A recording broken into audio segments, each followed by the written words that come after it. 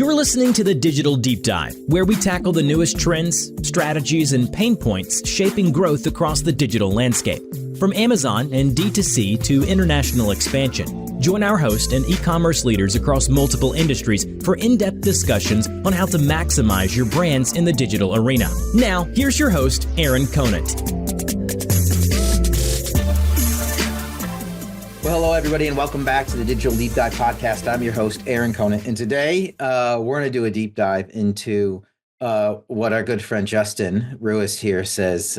We were just having a conversation around community-based marketing. So Justin is on the BWG strategy side, moderates a ton of sessions in the paid media space, has been on at our full day events, has moderated dinners and panels, just as a wealth of information. And he and I were catching up earlier, got into this conversation around, what's next around media as a whole. And this community-based marketing topic came up, and I said, hold the phone there. We need to just hit record on a podcast and kind of do a deep dive. So Justin, I'll kick it over to you if you want to do a brief background on yourself and all that fun stuff. And then we'll jump into, a cool conversation on marketing of the future. Sound good? Looking forward to it. Thanks, Aaron. So Justin Ruiss, I am, like Aaron said, I'm the moderator lead for media and e-com on the BWG strategy side, where we host industry sessions and forums with key executives from across the landscape and industries,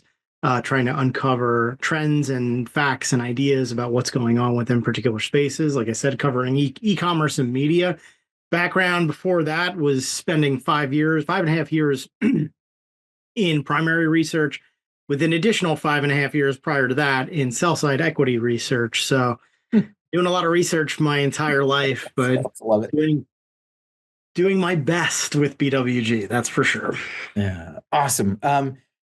So give me the quick rundown when we say community-based marketing, and then it's just a cool conversation from there on out. What do you mean by that? So, it's funny, the dawn of like social and paid social, seen a lot of that channel really start to materialize and just really kind of full swing become what it has become at this point. And it's just a juggernaut, right?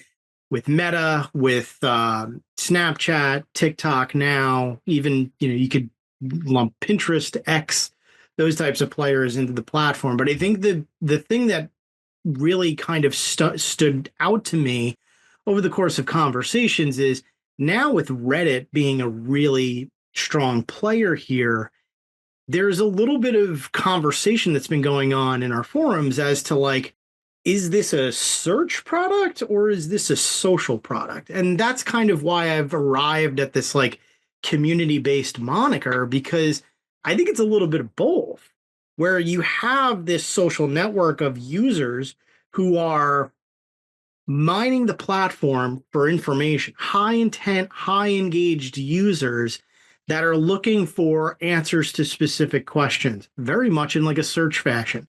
But they aggregate in similar communities. Maybe you can call them subreddits in the case of Reddit, but folks like myself may be, fans of Marvel, or they may be fans of, particular IPs, or they love Bravo TV. They have certain core affinities that make them community members. And a lot of this ends up coming down to like community management, which is why that word continues to come up and up and up in a lot of these conversations, is to like, hey, what does your audience look like? Well, it really kind of looks like a community at this point. That's why I've kind of arrived at that. I'm not saying I'm coining anything here, but it's the best kind of name that I could come up with at this point to get a good sense of like where you blend a lot of these things together. Is it also like almost so I just moderated and I don't know, you've chatted with Zach over at Blue Wheel Media. They're a great partner as well. We just did it around influencer marketing. And what's very interesting is we, in a way, got into this whole conversation around search. And then from that, it got into this conversation around how people are using platforms today and what the future of even search looks like from the standpoint of Google now, you have a lot of people, younger generation, just using TikTok in place of Google. They want a specific answer, and they don't want 1.2 billion like search results that they have to sift through. Like in with this, and something that Zach was bringing up was where Google is going right now in the AI generation, the AI, compilation and reporting out, or isn't necessarily what people want. And or if you can go to like a TikTok and they can match you with a person who's in, to your point, in your community group, somebody that's in the same, like bubble, I'll say, as you, and they're delivering them that other people have rated them as high profile or high intent content, and putting them in front of you to show you how to change a tire, make the best smoothie, apply a eyeliner, is completely different than Google. Yeah, and the same likewise, right? For like Reddit, where it's like, I don't know which of these two things, what's the difference between a Sony and a Samsung TV? You'll get a thread miles long of people who are avid, you know, avidly into the specs, who can slice and dice how, like, what the performance between these two products look like. Same thing with TikTok, right? It will point you in the direction of like, what really should I be using for running? Here's the appropriate influencer showing off the appropriate footwear in the appropriate manner, best way possible. And where that purchasing journey leads is, completely different stories, right?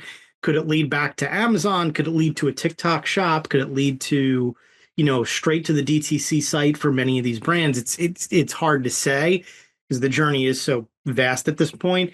But I think this concept is traveling through so many of these different platforms, whereas like Google, Meta, the titans in this arena, they're dabbling in it in areas where like Google's traditionally search.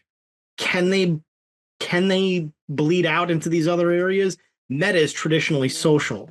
Can they bleed out into more search? Maybe there's more of an opportunity. Look at TikTok doing TikTok search ads. Like there are these opportunities for them to diversify that media offering, but it's all I come back to it. It's all centered around like where your audience is. And I think that becomes this new concept of like, is the top of the funnel your community? Is that kind of how you should be thinking about how you approach the entirety of the conversation? Because so many marketers these days are just very bottom funnel focused. ROAS, ROI, what's my attribution? What does conversion look like? And all of these metrics really relate to like, hey, where are the clicks coming from? Where are the impressions coming from? How closely can I get to personalization, right? Like, how closely can I get to the customer to get them from seeing an ad to clicking on it to leaving with it in their shopping cart versus like the brand building aspect where it's like, well, I have this brand new brand. It resonates, it's appealing, there's something to it, but who am I really targeting with this? There's a wider reach that you can have, but when you understand where it fits within your community, you could be way more effective. And I think that's where the journey for personalization starts, is at the community level. Yeah, I think it is going to be driven by a couple of things. One is around the content and how you're creating and what the target is. That's a big part, because if you're going to be on all these different community, all these different social channels, how are you generating the content? Because a lot of times the traditional photo shoots type things don't resonate. So if you're a marketer, like step one now is almost not, I should say, step one goes hand in hand with step two. You can argue which one comes first, is where am I going to be doing this and what type of content do I need? And then that's going to drive how I'm going to go get that content. Because you can't just do photo shoots anymore. That's not a driver. The other thing that comes to mind is I think that Facebook has a Meta, whatever you want to call it, we're old school, but has a better advantage, as they're just better suited for what the future looks like than Google, because I agree with you that it is these community groups, and that's what Meta is built, and that's where they live, right? It's based around a community, not just a search engine that's delivering results rather than answers. So Remember the old days where everyone would say, well, Google is going to be around forever because a search engine is this ubiquitous tool that everybody needs to have. And Facebook is where, like, the old joke was social media is like a high school party. Once the parents show up, the party's over. And like now Facebook is all the parents. It's the age for that is trending up, higher and higher and higher. But seems like Meta is unstoppable from an attribution perspective, from generating results, the performance, the lion's share of budgets going towards Meta versus any other social platform that's out there. So I think that the platform game ends up being like, well, what can we do to really kind of trump some of the incumbents, right? What can we do that's differentiated enough that the incumbents are going to have to either shed off some large percentage points in ad spend, or we look appealing from like a tertiary or an ancillary perspective, right? And fight it out in the like the welterweights or like the mid class weights instead of the heavyweights, right?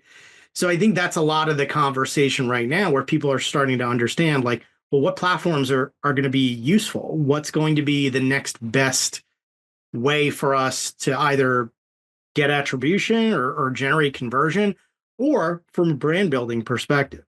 I think to the point that you made about content, this is one of the other things that I think is super interesting and seeing it from a top-down landscape. One of the things or one of the areas that we cover is gaming, right? So video game publishers, player sentiment, things like that. Community management within the gaming space is very it's like vivid, right? Developers and publishers are in constant communication with players. Feedback is given, feedback is implemented at like lightning speeds. If you look at Larian Studios, the folks who made Baldur's Gate 3, they implemented a lot of the feedback from community management and their community over platforms like Discord and other community areas really quickly to make the game more robust. I think brands are going to start to latch onto that concept and understand that platforms like Reddit are the areas where they can generate the feedback, are the areas where they can launch the criticism, get it, and then implement it back into their product set or into their messaging or what have you. Because the closest that you can get at this point is having the conversation directly. Maybe that's through LinkedIn and in like a B2B sense or a B2B fashion. Maybe it's from a D2C perspective or B2C perspective with something like a Reddit. But communication to me is almost as important as content creation, because that is kind of a piece of content that you're trying to put out there, or a piece of creative, so to speak. Yeah, so you just had me thinking. So when we think about that data collection as a whole, it is happening in places like Amazon, where you can do this review, collection, aggregation. You can then, basically get feedback on your products, your competitors' products. You can then create your detail pages around bullet points that, declare you're the best for whatever attribute. You can also take that feedback and give it back to your product development team. And rather than it being just anecdotal, hey, I heard, it's like, hey, there's 125 people that just said this closure was hard to open. Yeah, right. Right. So that is something that's been out there, and a lot of brands, like the cutting edge brands, are using it right now, and some legacy large conglomerate brands are starting to tag into for new product development. But the other part that you're saying is like this feedback. You look at like a Sprinkler, a Hootsuite that were doing social media listening. Originally, that social media listening was purely to be around, hey, is somebody talking bad about the product? I mean, I was in the OTC pharma space. Hey, we had to know if somebody's like, hey, this stuff made me sick, because we had, reporting requirements to the FDA. You may have had to looking at it, right? Like, yeah, exactly. Yeah. Yeah, we were looking at it from the standpoint of, hey, how can we catch a conversation and either watch it and let it play out depending on where it's at, or engage with it if we needed to.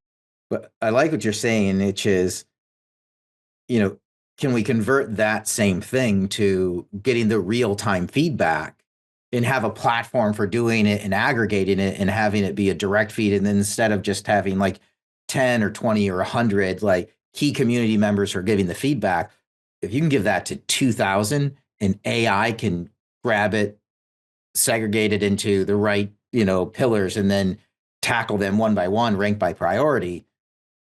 It's a whole different way of using these social media listening tools, but might even be more beneficial in the end.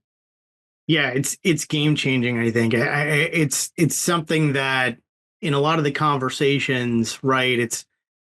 It's this idea of how can we be better aligned with the consumer's thoughts and opinions and build that into the loyalty while also creating an offering that is more personalized to what the customer wants. And everything to what you're saying, Aaron, is super on point, because it is this idea of like, what are we doing to get better aligned with so many of these different initiatives? Because it's like spinning way too many plates at this point for many brands to kind of really get it 1,000% right. But a lot of them are focused on this problem. They understand, or not problem, but this challenge. They do understand that there are boundaries to cross, and they want to get better at the listening aspect, the response aspect, the personalization aspect, utilizing their assets in the best way, whether it be creative, whether it be a conversation, and use those to go forward. I think this is kind of the year, or we're going to head into the year where brands are going to be more in a position to listen to customers, because I think that's the number one thing that's going to drive a lot of loyalty is like, well, I was heard, right? The brand heard me. They understood my thoughts and opinions on this, and reacted in a way that's favorable. Maybe it might be favorable only to specific community members or specific customers or specific cohorts, but to those cohorts, it's the difference between spending the extra dollars for, the premium side of what they want, or aligning with a brand that may be, maybe mid-tier, but provides a lot of the better feedback to the customer at that point. Because brand building is still super important. Still one of the most important things that we can do at this point, especially, like I said, with so many people focusing on performance marketing these days. Yeah, it's interesting is you think about that performance side. There was this pendulum that swung around influencers where they were all on the scene, they're making tons of money, but then you couldn't actually measure the effect on the back end. You could say, hey, I saw sales go up, but was there a direct connection? And then there's a pendulum swing back to the affiliate side where, hey, I'll pay you for performance. I'll give you free product up front, and I'll give you 10 or 15 or 20% of the back end when people can convert. And now actually that pendulum is swinging back the other way, which is, people are just looking at profitability as a whole. Yeah. And the price of influencers have come down. And then, oh, by the way, I can grab all of that content and use it for something else as well. It's when you said, hey, there's a lot of plates spinning. I just think as more and more plates just keep getting added on, it's not like, right, originally it was influencers and that was one plate. And then everybody's like, we're going to swap that out for affiliates. And no, actually, you're not going to swap the plate out. You're just going to add an affiliates plate on, right? And then you're going to add a content plate on. And then you're going to add a social media listening tool. And then you're going to add a community manager. And then you're going to add a feedback, tool and a review aggregator tool. And then all of a sudden, fundamentally, the biggest change in the past like 7 to 10 years has been that role of the marketer and having to adapt to the digital marketing landscape. And oh, by the way, you have to have an attribution tool that connects everything now. That's bonkers, dude. Like it's a lot. And not to mention the diversification of channels. Yeah. Add in the fact that now retailers are getting into the mix with retail media networks. Add in the fact that you have to shift your budget over from linear to CTV because that's where the data overlay is going to be stronger and the targeting is better. But hey, TV was always a reach and frequency thing, right? But now you have data, makes it quote unquote better. But Yeah, I did one of these episodes. One of the podcasts I did was with Adam Epstein from. Well, he was a president over at Perpetua. They sold to Essential and then rolled up underneath Flywheel. But he's built GG, which is a STV platform that plugs into the Amazon Marketing Cloud, also the DSP. And then if you look at where Amazon is focusing its, through its DSP, where to advertise now, I mean, it'll be on Netflix. It's on, it'll be a Hulu, Disney. It's basically going to be everywhere. And that's something that wasn't even thought about. Like where was it? It was at Amazon Unboxed just a couple years ago. So maybe like 15 months ago. I was talking with the team selling streaming TV ads for Thursday Night Football on Amazon. Yeah. And they're at Amazon and they're like pulling their hair out. Like, this is impossible. We're getting junk football games. There's no attribution. And you think in 15 months, Amazon has completely flipped that on its head. And better scheduling, like they're becoming this powerhouse that starts to make these different demands. And oh, hey, by the way, they're becoming one of the largest ad tech drivers around. It's bonkers, dude. It's bonkers. And not to mention the alignment to some of the highest quality inventory that you can get out there. They own MGM. Yeah. They continue to push really strong programming. And like you said, the distribution is there. Yeah, so and it's targeted. Yeah. It's targeted. That gets back to like even on the direct-to-consumer side, where you can put a pixel on your direct-to-consumer site, feed it into the Amazon Marketing Cloud, right? It's a clean room. You can then do an exact match on your ideal customer because they were just on your site, dedupe them out, and then target that an exact lookalike. And you can give them, any ad through DSP, you can retarget them, and you don't have to just drive them back to Amazon anymore. You can take them back to your direct consumer site. It's what, but mind, it's gone. It's forget exploded. It's imploded at this point. But like, that's why I think with so much of the complexity that's out there on these, and not to mention the expense at which so much of this requires, I do think there's going to be this sense of like, where can we do our best research on our customers? And community, you come back to that word all the time, that's the area that you're going to be able to do some of the best research because, yes, you can arrive at that lookalike customer in so many of those different instances, like you just said, having those digital capabilities of linking everything back and like this very, electric spider web that's going on, or you have this ideal cohort that is maybe aligned with what your brand is looking to accomplish, and you can mine from there. And I think it's coming at it from the bottom up, or it's coming at it from the top down. In either instance, I don't think it's going to yield. I don't think it's going to be a situation that doesn't yield good performance and results. I think it's going to be one of those situations where it's like, now we at least have two choices. And that's a good thing, right? Because you have two different approaches. If you can both arrive at the same, you have the luxury of being able to complete both. You have the instance of arriving at the same result, which really kind of drives home a lot of the, like, we made the right choice here. I think that's a good thing overall, but who knows? I mean, it's an interesting way of kind of looking at a lot of the situation. Yeah, it's the other thing I was thinking about is when you think about this community aspect, and it helps you, I think, define who your actual ideal customer is, like what's your actual target demographic as a whole. Because I've had a few instances with brands. One was a women's jean brand, and we'll spare the name. And essentially their targeting was around, hey, we are the post grad 23 to 30-year-old woman professional. And that was all they're targeting.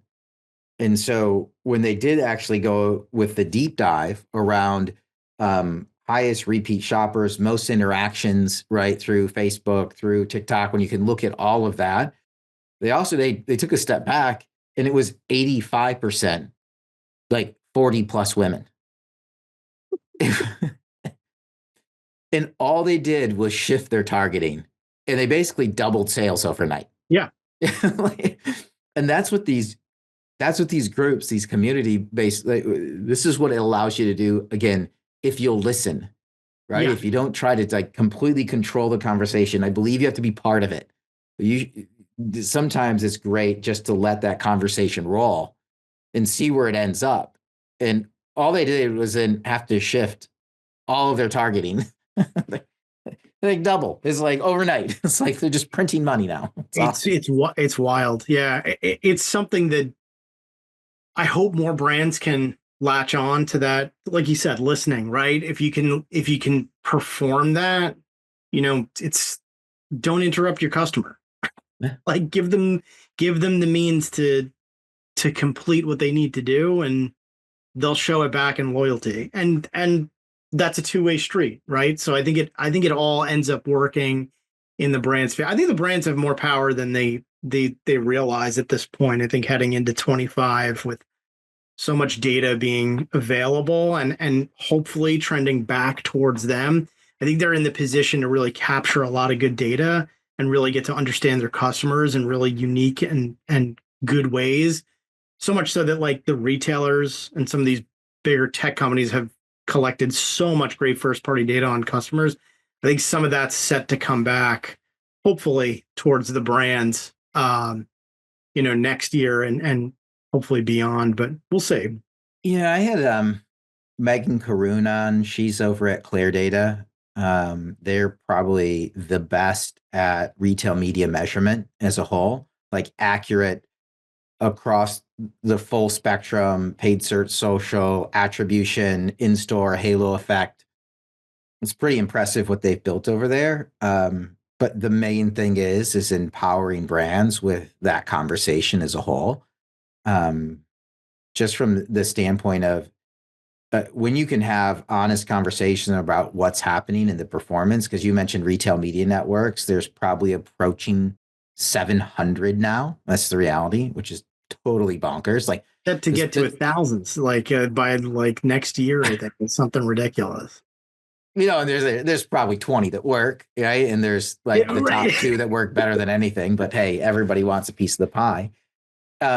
It's coming in with the real data. And then, yeah, I totally agree with you. How do you leverage what you have and put it on the table to get more of that data out of the retailers? What a classic episode I did with Tim Armstrong over at Flowcode, where this was over a year. This might have been 15 months ago.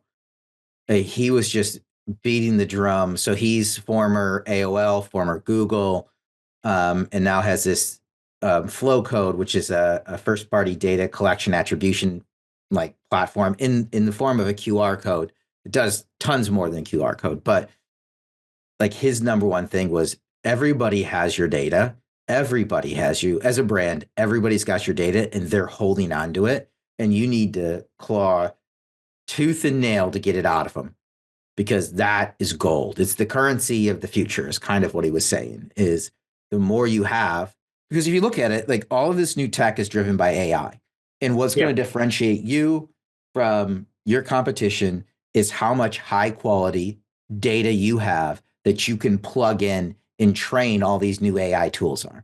And if you've got garbage data, it will give you garbage output. Results. If you have super high quality, clean data in the same format, feeding it in, and you train that AI tool, whatever it is, like generative AI for images or videos or whatever it is, or email or SMS or customer service, the more you can train all that, like with clean data, the better you're going to be. You're going to outpace all the competition.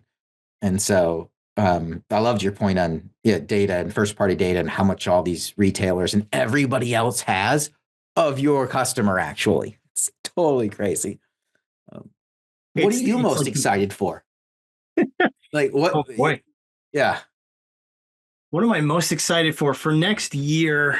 I think we've seen so many of the ad tech players make some pretty strong partnerships with the streaming platforms out there. Magnite with Netflix, The Trade Desk, Roku, just to name, some, right? I look at the streaming players as sort of finding their real roots in the TV landscape and coming out in, like, to the point of Thursday Night Football. That was dress rehearsal. Next year is Yes. next year is curtain. Like, like you're getting on the stage, like, we're taking the show across the country. Like that's basically where we're at. I think that the last shoe to fall will be whoever can scoop up the last of the biggest sports rights that you can get. And that's going to really determine, hey, the balance of power that, like, broadcasters and traditional IP holders, not necessarily like the Disneys of the world, but like those old guard are passing the baton to Amazon, Netflix, potentially some of the like Apple or the tertiary platforms. But it's like, who's going to hold on to the power the most, and who's going to capture so much of the share that's going to erode. And I think the players that are in the crossfire are the ones that get the most, or have the most interesting conversation around them. That being the ad tech stacks, that being the CTV players that are like Roku, or those types of players that are primarily positioned, that don't have, like a giant e-commerce brand or arm that's attached to them. So with so much of that balance of power shifting, so much of the supply growing, but premium supply growing, it creates this like dichotomy in the market where you have the fast channels or the free ad supported TVs, and then you have these very premium AVOD products that are out there. And it's going to create this marketplace that's like so bifurcated, where programmatic can help make all of this a reality on both ends. But it's like, where does this balance of power end up going? Do the big just get bigger, or do the small have a chance to really compete? Because everybody's been saying for the longest time, like, hey, CTV is still the Wild West. Like, I believe it. I totally believe it. There's so many players out there. There's so many different options, and the supply seems endless, but the demand seems finite. So it's like you're in this situation of like, I'm a campaign lead. I'm taking my linear budget, or 90% of it, or whatever it is, over to CTV. And my options are like a mess of brands in front of you and platforms in front of you. And it's an even bigger mess than it was before. But by the way, if you wanted to target specific, moms in Ohio that play Candy Crush, right? Like you can get as granular as you want to. I think the biggest question then ends up becoming, though, with so much data overlay and like hyper targeting and kind of like being the sniper instead of the hand grenade, how frustrating that's going to be for marketers who once in the past had the option of like reach and frequency. That's all I need. That's what TV is designed for. Now you have data overlaying this, and it's like, what's my goal here? Am I trying to drive attribution? Am I trying to drive conversion? This is a channel that doesn't typically, like, unless the QR code is on the screen and people are, making that, distinction, like, can we close the loop on this? Because if we can, it's super. But if you can't, you're almost like at odds, like from a fundamental perspective, I think. But maybe I could be wrong. It's the area that I'm most aligned to at this point, because it's so mysterious that whoever comes out on front, it's going to be surprising, I think, no matter what. Like, it's going to surprise everybody. Is like, who's the front runner in this? Maybe it's Amazon, right? Again, like they have MGM, they have the incredible DSP, they have Twitch, they have so many different assets under their fold, but not everybody wants to put all of their eggs in one specific video basket, right? Like, YouTube still works for everybody. All these other avenues are still really strong. So it becomes a conversation of like, what's the marketer going to do? Like, what's the campaign lead going to do in this situation? Because it's a lot of head scratching, and it's a lot of heavy lifting. It really is. It's a lot of heavy lifting. Yeah, I totally agree. And now they're being forced to answer for every dollar that's spent, Yeah, and how did right. it turn out, and why did you choose it? And there's not a lot of leniency. My background is a chemist, right? Like that's what I did for 6 years, and we were part of R&D. And what that meant was there's an R&D budget, and they know most of what we do is it's not being flushed down the drain, but there's no money coming out of it until you hit that one nugget and it's worth it. And that's where I think a lot of the brands that are gonna win, um, or maybe they're smaller. I mean, that's where we see a lot of these small, medium-sized brands all of a sudden becoming massive and getting acquired, is because they were able to have that little R&D budget and test and learn on all these different channels. And all of a sudden something hits, whether it's the partner, whether it's the channel, whether it's the medium, whatever it is, they're out there testing and learning, trying everything, and boom, it hits. Um, yeah. Awesome, man. I've been picking your brain. Like, any questions you have for me? This has been fun. We should do this more Nice. often. Yeah, we should do this more. I love this. A little redux, media and ecom redux. Um, I think the big question, I still have a lot of questions on retail media because like you said, there's 700. We're gonna get to 1,000 at some point, and there's only such a small subset that's really winning, let's say. Do you think there's going to be a point of differentiation with the 20 versus the 680? Or does it become a situation of like, well, we know where the audiences lie, so we may as well just acquire that Midwest company that sells farming equipment, right? Like, do you see a lot of that happening in the interim? Um, you're talking like retail media. I think the reality is everybody wanted a piece of the pie from the brands that are selling, that they saw Amazon getting. And this includes Walmart all of a sudden jumping in, right? And their retail media network was a disaster forever. It's kind of tough for, if you're not in a normal grocery run, there's not a great payoff for it. Some portion of that is allocated to the brands, because brands just basically, they spend all their time, effort, money optimizing every single last word on an Amazon detail page. And then they'll copy and paste that onto Walmart and be like, why doesn't it work? Like, well, you didn't optimize it for Walmart. Like, it wasn't going to work in the first place. So they're Did you already, think that was going to work in high yeah, school with your homeworks? yeah, right. Exactly. Yeah, exactly. Um, and so what I see happening in that spot is, I think everybody jumped in asking for it. Now what they're seeing is it's expensive to run those media networks. When you look at it, yes, there's money coming in. What they need is the data. Is it working or not? And then they can go back to the brands and say, hey, let's go back to end caps and displays, Yeah. aisle interrupters. Let's look at, instead of digital retail media, let's go back to what's actually working. Yes, you can put coupons on the site. Yes, we can enable you like we always did. But the reality is that the traffic there it's just not there. And the return isn't there, I don't think, for anybody. Where if you just put something in the store, like traditional retail media, I think that's where it's going to swing. I think people like, what brands have been waiting for is somebody like a Megan at Claridata. I'll connect you with her if you haven't chatted with her before. Phenomenal what she's doing. Is basically just want to know, right? This is all the brands I'm talking to, at least large CPG, even mid market. Like, listen, we don't mind spending there. We just got to know that it's working, and we don't need the retail media network grading their own homework. Yeah. Right? Like, they can't grade your own homework. I need an independent person to come in. I don't want my agency grading the homework, because my agency makes money based on a percentage of what I spend with them. So I don't want them grading the homework.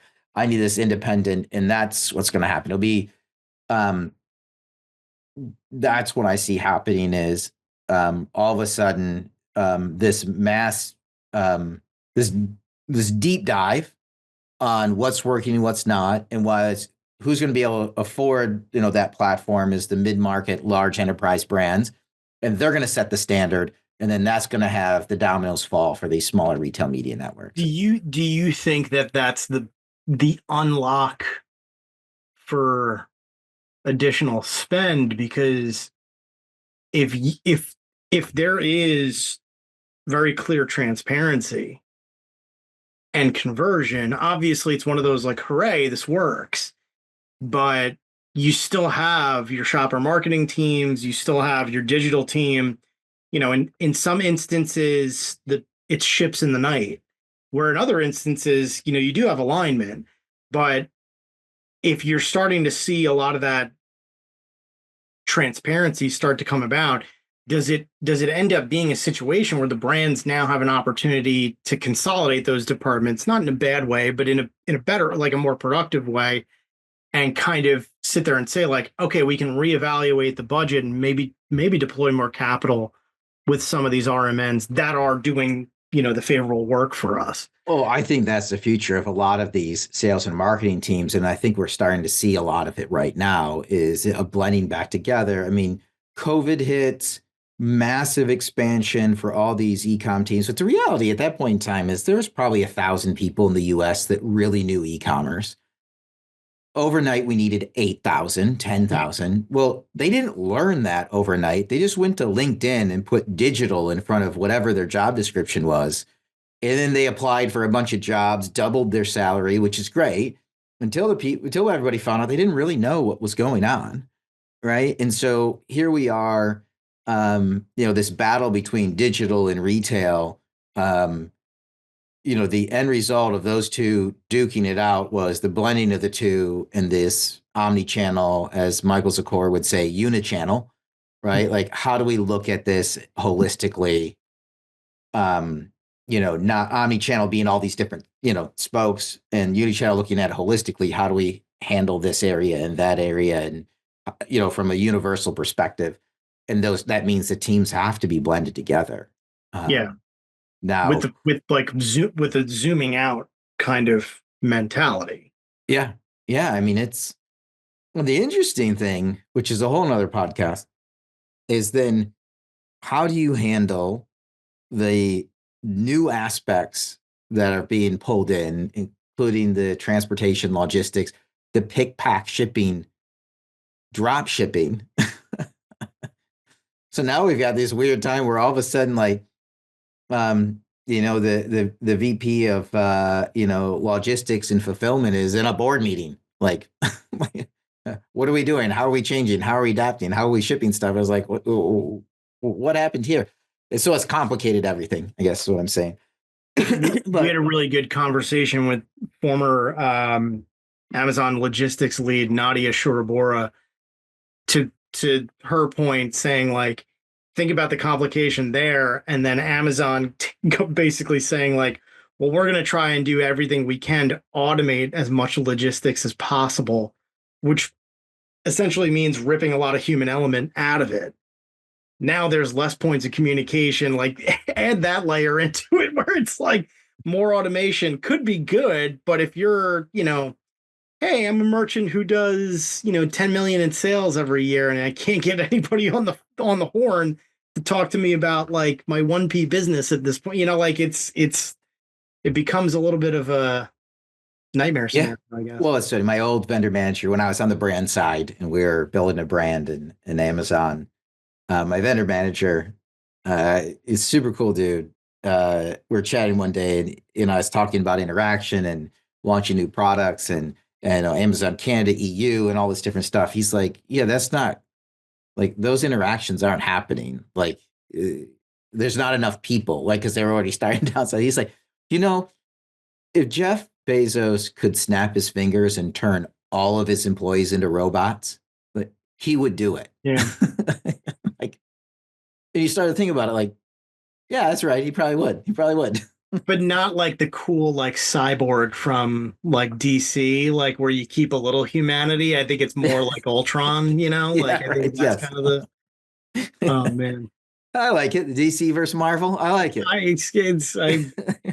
Every once in a while, I got to insert one of those, not the sports fan here. So it's like, you want to talk about the starting roster of X-Men? I'm happy to do that. Love it. That's awesome, my friend. Well, I think we're right here at the end of time. Justin, it's been a blast. We're going to have to do more of these. What I'll do is, when we can reconnect next, we should ping our audiences and just say, hey, what do you want us to chat about on the next one?